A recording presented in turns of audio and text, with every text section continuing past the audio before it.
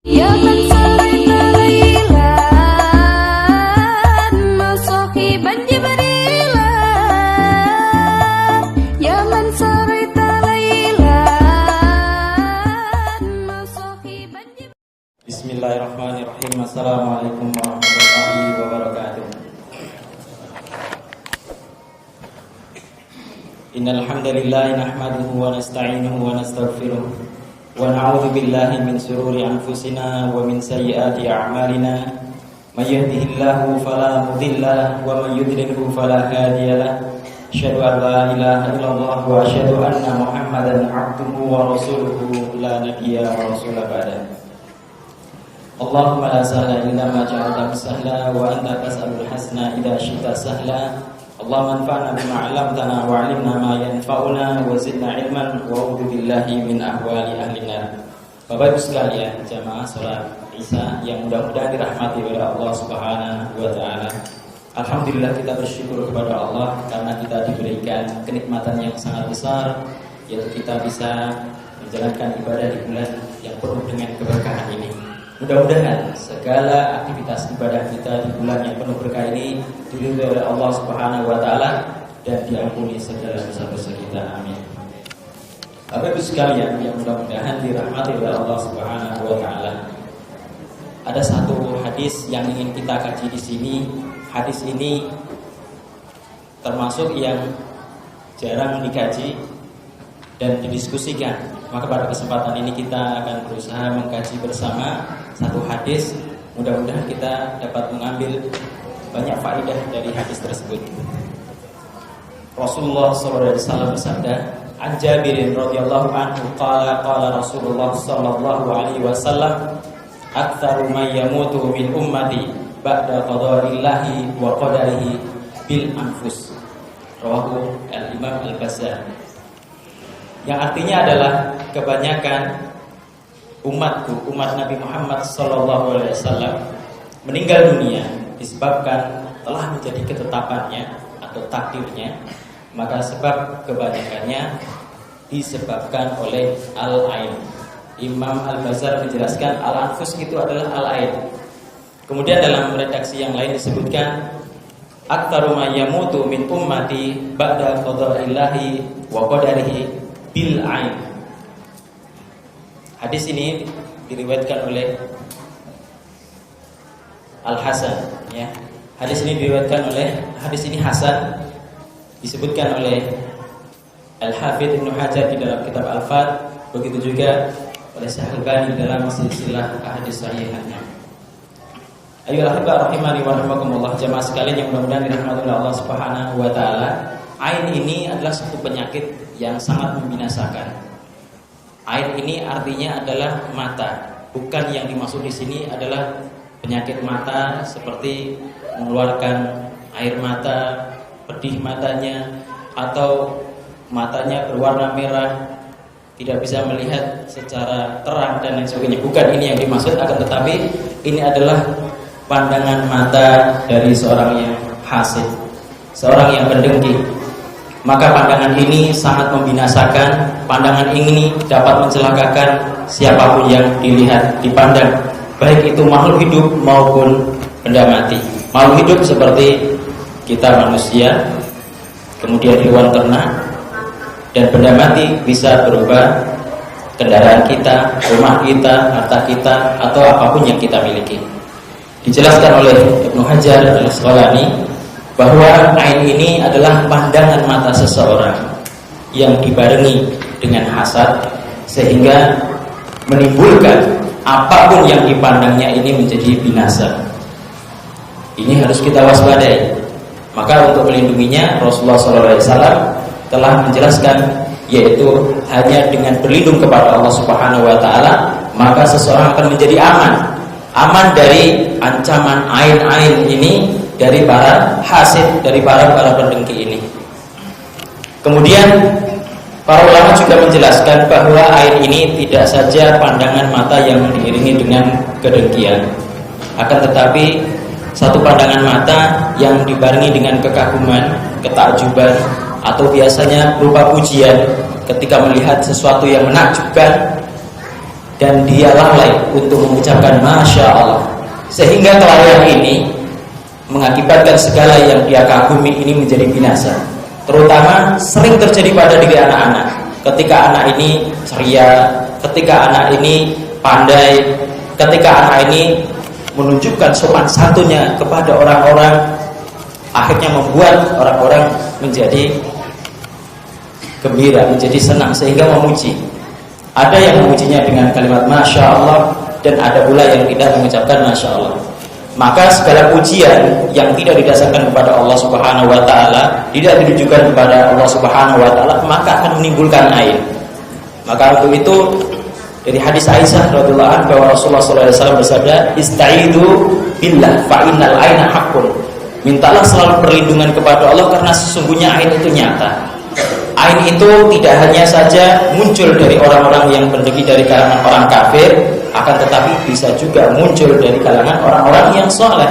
Sebagaimana dalam satu hadis ada dua sahabat Nabi SAW yang terlibat dalam perang Badar. Kita tahu sendiri bahwa setiap yang mengikuti pertempuran Badar akan diampuni dosa-dosanya oleh Allah Subhanahu wa Ta'ala, dan bahkan dosa-dosanya yang akan lalu, ya, dosa-dosanya akan datang, itu pun sudah diampuni oleh Allah Subhanahu wa Ta'ala. Maka ada sahabat yang bernama Sahal bin Hunayf. Sahabat Sahal bin Hunayf ini adalah sosok sahabat yang diberikan karunia berupa kulit yang sangat putih seperti seorang gadis. Maka suatu ketika beliau sedang mandi di sebuah lembah yang ada di Madinah. Lembah itu namanya Kharaj. Tanpa beliau sadari, jubahnya ini tersingkap. Kemudian saat itu melintas ada sahabat yang bernama Amir bin Rabi'ah. Ketika itu terkesima beliau, takjub beliau dengan kulit yang dimiliki oleh Sahal bin Hunayf ini. Ketika itu beliau mengatakan, belum pernah aku melihat kulit seperti ini. Sehingga kalimat itu membuat Sahal bin Hunayf menjadi pingsan. Bahkan dalam riwayat yang lain disebutkan, sebelum pingsan maka beliau panas badannya sampai beliau tidak bisa menegakkan kepalanya. Hingga kemudian dibawa ke hadapan Nabi Sallallahu Alaihi Wasallam. Kemudian Rasulullah bertanya kepada sahabat yang lainnya, siapakah di antara kalian yang menduga, yang mencurigai pelakunya? Maka kemudian teman sekalian rahimani wa rahimakumullah, kita lanjutkan kembali kisah sahabat Sahal bin Hunayf yang pingsan terkena air dari sahabat Amir bin Rabi'ah. Ketika itu Rasulullah SAW bertanya kepada sahabatnya, siapakah di antara kalian yang mencurigai pelakunya? Maka para sahabat yang lain memberitahukan bahwa Amir bin Rabi'ah lah. Kemudian dipanggillah beliau Amir bin Rabi'ah ke hadapan Nabi SAW. Kemudian Nabi SAW memberikan teguran kepada beliau bahwa sikapmu ini dapat mencelakakan keselamatan jiwa saudaramu.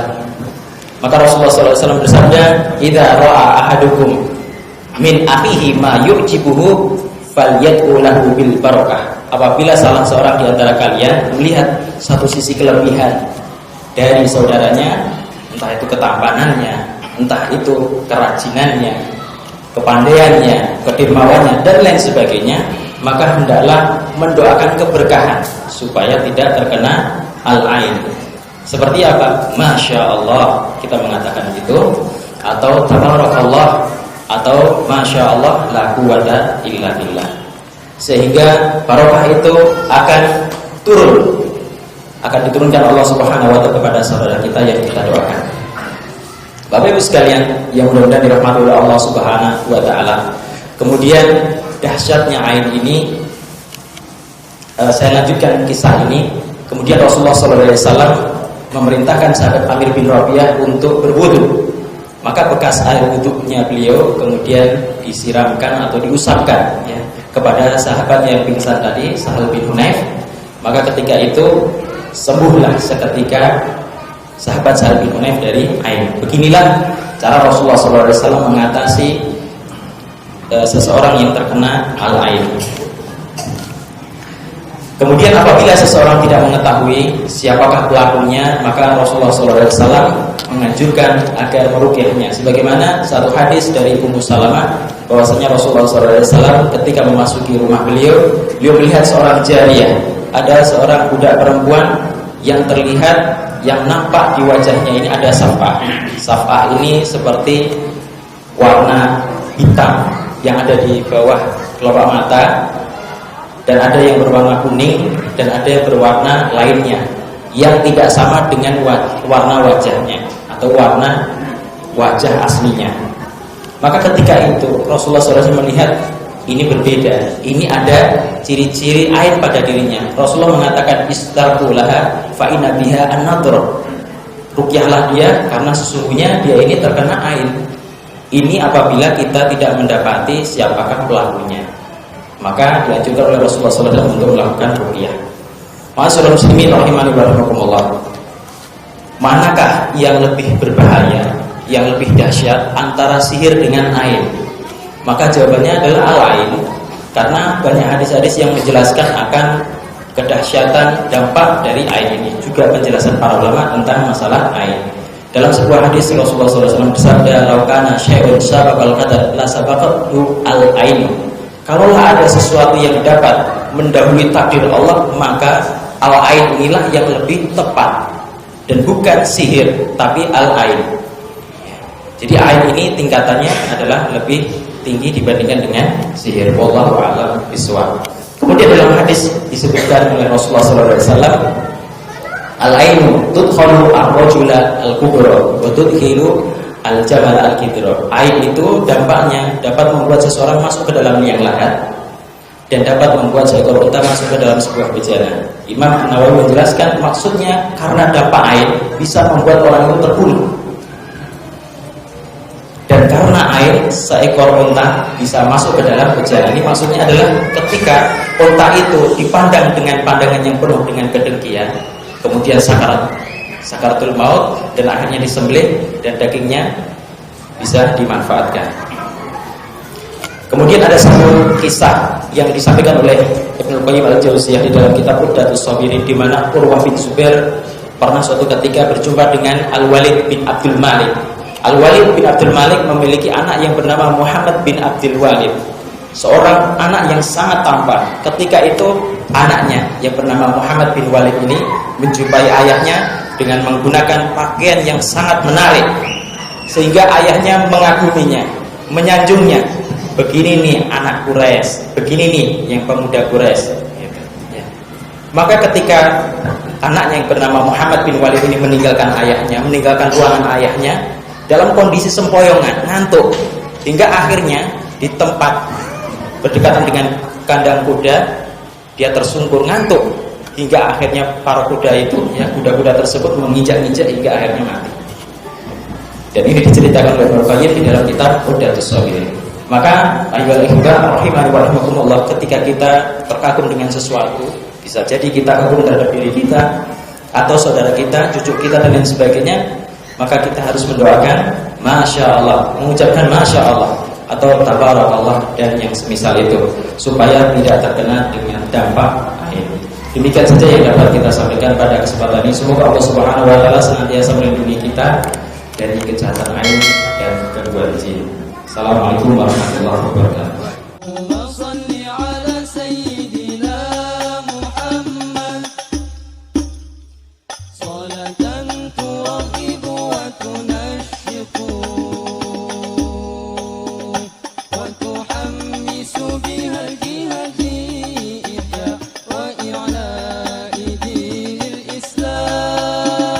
وتحمس بها